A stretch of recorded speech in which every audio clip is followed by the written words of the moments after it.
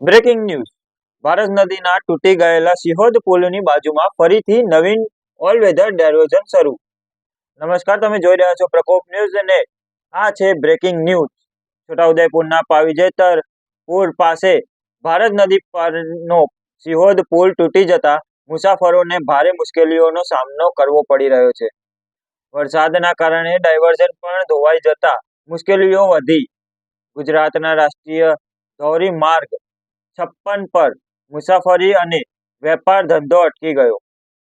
આર્થિક નુકસાન સાથે પ્રવાસીઓ અને વેપારીઓ માટે મુસાફરી મોંઘી અને મુશ્કેલ બની છે.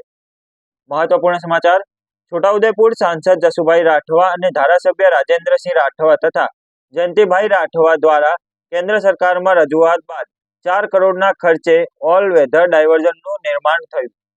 હવે મુસાફરો માટે પાવીજેતર પુલ થી સીધો બોડેલી રસ્તો ખુલ્લો.